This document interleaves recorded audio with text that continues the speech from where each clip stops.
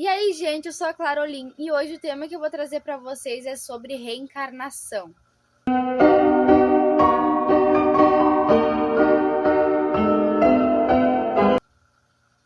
Existem várias teorias de como a reencarnação acontece, mas através de estudos e pesquisas, a reencarnação foi tirada da Bíblia 553 anos depois de Cristo. Mas isso deixou de ser uma crença no cristianismo na época em que o Império Romano era comandado por Justiniano I. Ele, muito influenciado por sua esposa, que sugeriu que ele tirasse a reencarnação da Bíblia. Assim, as pessoas acreditariam que só teriam uma vida para viver, uma vida para fazer o certo e uma vida para se conectar com a igreja. Mas a reencarnação não foi tirada por completo da Bíblia. Acabou que ela foi denominada como heresia. E tudo naquela época que era considerado como heresia era apagado, queimado e esquecido da história. Mas ainda assim existem passagens que falam sobre reencarnação, como João 9:2, Mateus 11:14 e Eclesiastes 1:9. Mas explicando de uma forma simples, a reencarnação é a ideia de que o nosso espírito, a nossa alma, é capaz de encarnar em outro corpo logo após ou muitos anos depois da morte. Quem acredita na reencarnação acredita que a morte física não tem nada a ver com a morte do espírito. E o espírito acaba ficando nesse ciclo repetitivo de reencarnar até alcançar o autoaperfeiçoamento.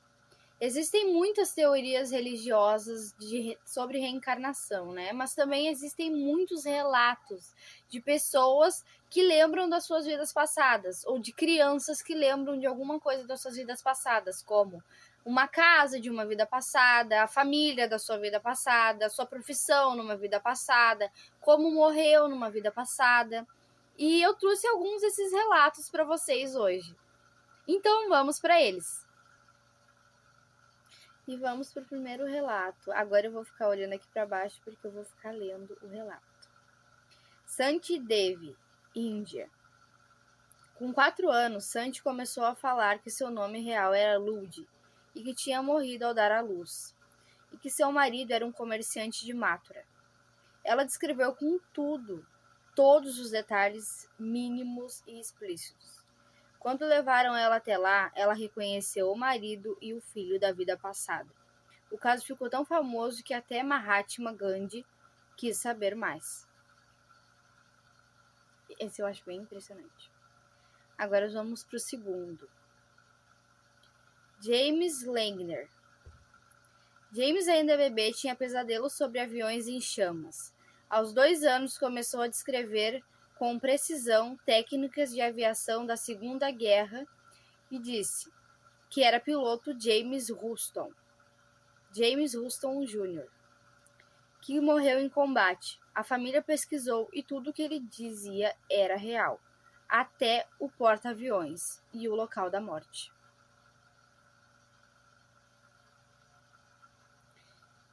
Vamos para o terceiro caso. Kendra Carter. Aos 3 anos, Kendra começou a falar de uma vida como uma mulher chamada Sandra, que morreu afogada. Ela tinha fobia de água e dizia lembrar do momento em que se afogou. Mais tarde, descobriram que realmente existiu uma mulher chamada Sandra que morreu exatamente daquele jeito. Esse aqui eu achei bem pouca informação, eu quero pesquisar mais a fundo sobre ele. E vamos para o quarto relato. Tito Seng. Aos 2 anos, Tito afirmava que tinha sido dono de uma loja de rádios e que havia sido assassinado com um tiro na cabeça. Ele levou a família até outra cidade e reconheceu tudo: a loja, os parentes da vida passada, o assassino e, o mais assustador, ele tinha uma marca de nascença no exato local do tiro. Caraca, misericórdia. Vamos para o quinto relato. Edward Austrian. Desde pequeno, Edward reclamava de dor na garganta e dizia que tinha sido morto com um tiro ali. Aos 4 anos, contou com os detalhes da vida de um soldado da Primeira Guerra Mundial. Médicos não conseguiam entender a dor, até que ela desapareceu misteriosamente depois de ele contar a história toda. E vamos... Isso eu achei impressionante. Vamos para o 6º relato. Cameron Macaulay. Cameron, um garotinho de 5 anos, dizia que sua verdadeira casa era numa ilha chamada Barra.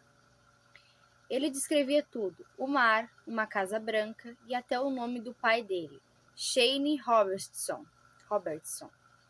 Quando a família foi até a ilha, tudo o que ele dizia batia, com uma casa real e uma família que viveu ali.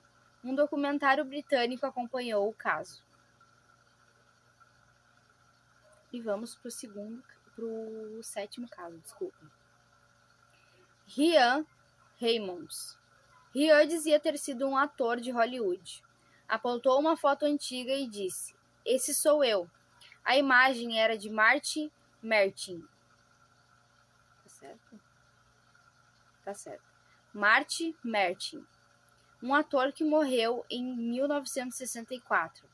Ryan lembrava de mais de 50 detalhes verificados da vida dele: nome da esposa, endereço e até o número de filhos. De quantos anos o menino? Não diz aqui. Vamos para o 8º caso. O 8º relato, no caso. Shukla Das. Eu confesso que o sobrenome dela eu achei bem diferente. Das? Shukla Das. Shukla, uma menina indiana, dizia que tinha sido casada com um homem chamado Kedar Nath e morrido no parto.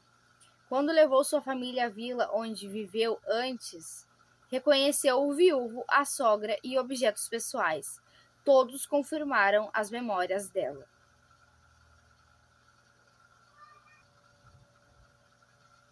Vamos para o 9º relato. Eu vou botar o nome dela aqui na tela, porque eu não sei falar esse nome. Só o primeiro nome dela eu acho que eu consigo, mas eu vou botar o nome dela aqui na tela, porque eu não consigo falar sobre o nome dela, não. Aos 4 anos, Purtina contou que morreu num acidente enquanto colava cartazes. Ela tinha uma marca de nascença no peito, no mesmo lugar onde Gina Dassa, um homem morto antes num acidente assim, havia sido atingido. Ela reconheceu a família dele e chamou a esposa de minha esposa.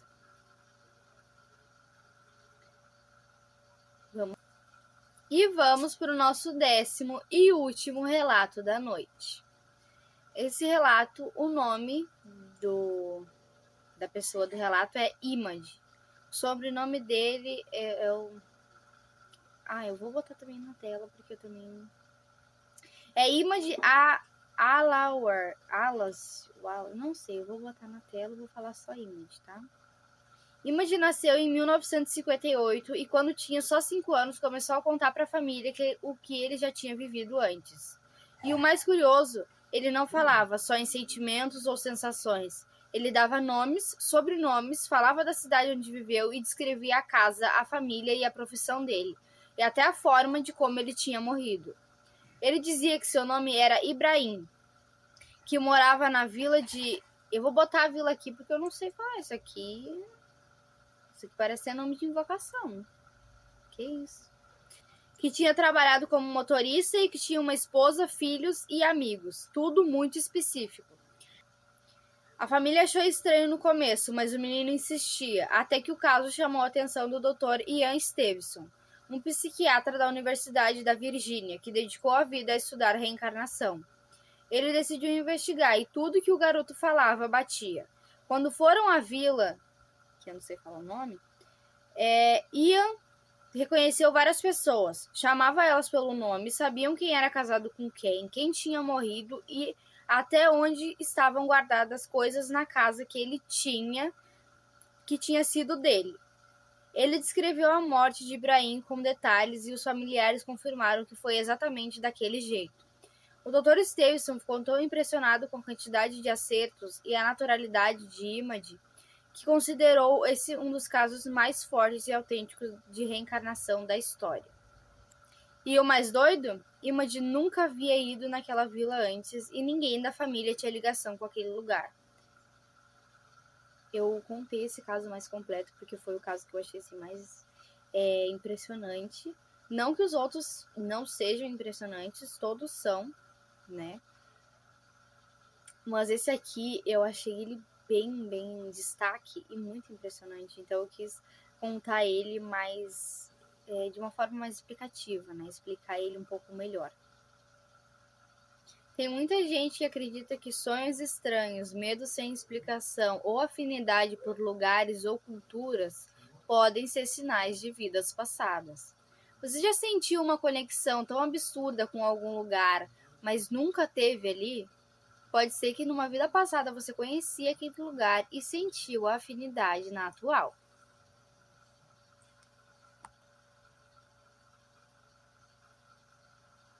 Seja por fé, curiosidade ou pesquisa científica, a reencarnação continua sendo um mistério que fascina o mundo inteiro.